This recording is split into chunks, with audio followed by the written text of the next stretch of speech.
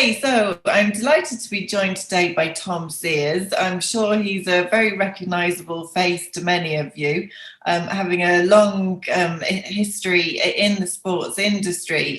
Tom is now founder and chair of the professional body of sport leadership. So Tom, thanks so much for being with us today.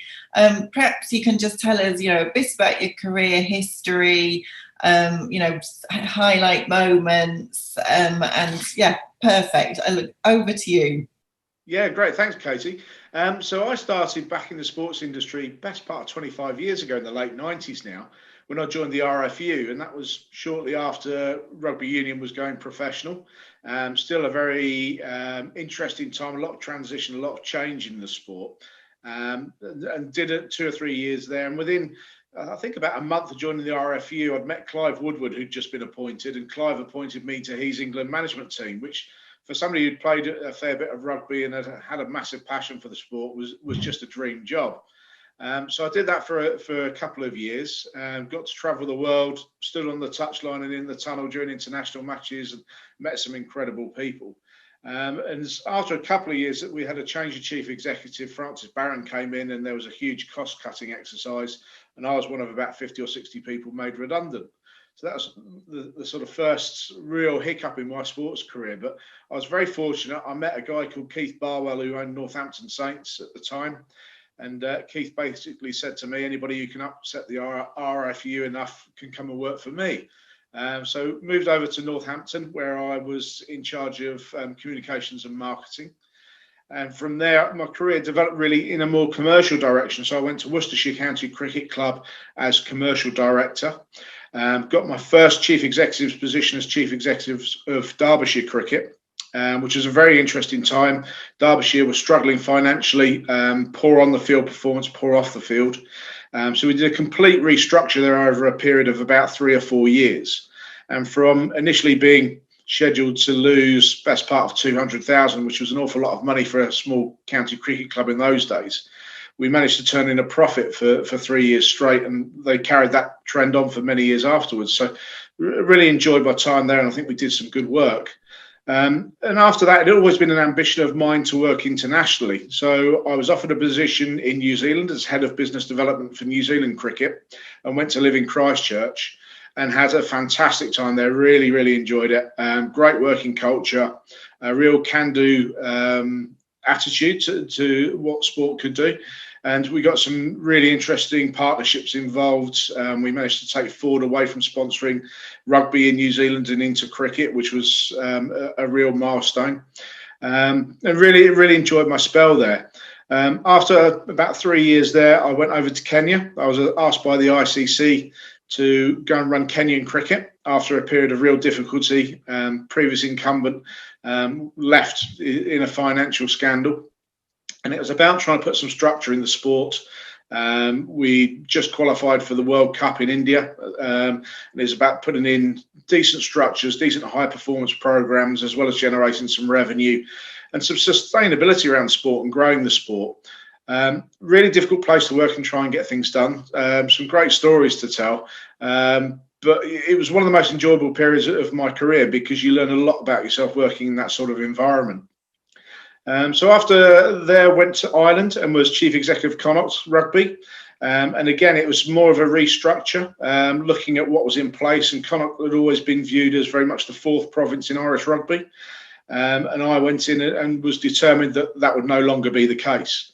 That we wouldn't be the poor relation, always on the edge of going out of existence, as had been the case for Connacht for a number of years. But we did things like restructure the academy, invested very heavily in the academy. Pat Lamb came in as director of rugby to place Eric Elwood after Eric decided to move on. And I think the results were there to see. I was only there for about 18 months, 2 years, but the structures we put in place have stood them in good stead. And they won the Pro 14 competition. And if you look at the Irish squad now, I watched the game last weekend, and I think there are 5 or 6 lads that came through our academy playing for Ireland. People like Robbie Henshaw, Dave Heffernan came off the bench, Alton Delam was involved, Finlay Beelum, and all these lads, we gave their first contracts as academy players through. So hopefully we did some good stuff there. Came back to the UK in 2014 and I did some consultancy work and a bit of work around county sports partnerships, and then had an opportunity to move into executive search. So I'd been a client and a candidate of most of the established search firms in sport and never found it a particularly rewarding experience, and decided there was a better way of doing it. So I set up a practice for an established search firm called Peridot Partners, and did that for about a year or 18 months, and got to the point of thinking, well, why am I doing this for somebody else? So we established Kinsey Sears, our own company, and we've been going for about 3.5, 4 years now. And we work with global federations, national governing bodies, clubs, venues, and so on to recruit senior executives, board directors, and high performance staff. And it's great to still be involved in the sports industry, although not have the day-to-day stress and hassle of making everything happen.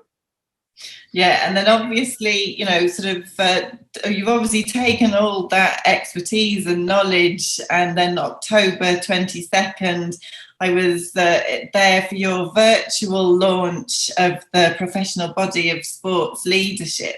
So for people that haven't heard about the PBSL, perhaps you can just give us an overview of the objectives, the mission, etc. Yeah, so the PBSL is a culmination of many threads of my career, if you like, and those of my colleagues and contemporaries. I'd always found that there was never a central resource for professionals working in the sports industry where we could go to for the professional development and advice that everybody needs at certain times of their career, but also the individual support. I mentioned I was made redundant from the RFU. I've had contract disputes and various other bits and pieces, and at times it can be quite a lonely place working in the sports industry, particularly in a senior role.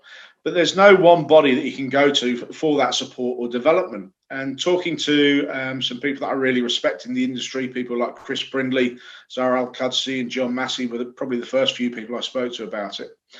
We looked around and none of us had ever experienced anything like we wanted to put in place. So in the last 6-7 months, we've established the Professional Body of Sports Leadership with that mission is to support any current or aspiring professionals in the sports industry in their journey through their career, and make sure that they're looked after, they're catered for, they have the development opportunities, but also there's a safety net for them when they need it.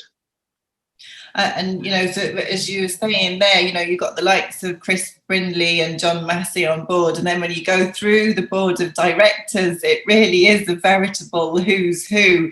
There's Formula One, SailGP, Rugby League World Cup, the Red Bull, the list goes on. So, as you say, obviously this was something that was very much needed, but, how is the PBSL going to represent the industry and also provide a voice for the industry?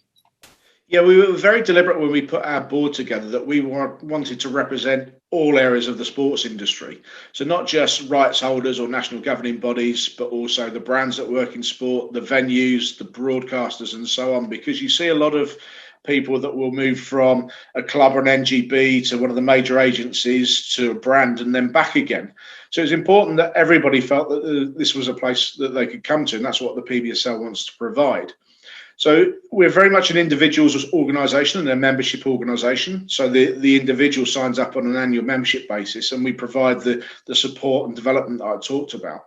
But also we really want to harness the collective voice and the experience of the industry to try and tackle some of the issues that we face. Things like diversity, equality and inclusion, high performance cultures, how sport comes through the current crisis and new ways of thinking, and really tap into the expertise of some great people that are working into the sport, but also get perspectives from outside of sport as well. And I think it's really important that we have that one central platform where people can feel represented, because when sport talks to government, for example, it tends to be UK Sport or Sport England, sometimes the Sport and Rec Alliance or bodies like that. But there's nobody representing the people that work in sport, and I think we really need that. And finally, who would benefit from joining the PBSL, and who's eligible? Is it only people already working in the sports industry? Is it only people in the UK or Europe? Perhaps you can just tell us a bit more about the whole sort of membership side of things. Yeah, we've got 5 categories of membership. So basically, anybody who is currently in sport at any level or who would like to develop a career in sport. And that ranges from students in full-time education considering sport as a career, right the way through to established chief executives, board members and chairs. Because we've got support programs, development programs, platforms and events that will support everybody. So we've got a really strong partner who's going to look at governance issues in sport and provide sport-specific governance training, which there's a real dearth of at the moment. For executives developing their career, we've got a one-to-one peer-to-peer support network, which is a first in this country. But it's also for international people as well, because sport is a common language. It ignites the passions globally. So absolutely, we're open to anybody. And there's a category of membership for everybody who's interested. Perfect. Well, it is great to see you, albeit virtually. Hopefully, we can make it that we can actually meet up in person in the not too distant. And we'll look forward to hearing more about the PBSL as you go along your journey. So thanks so much for being with us today, Tom. Thanks, Katie. Really enjoyed it.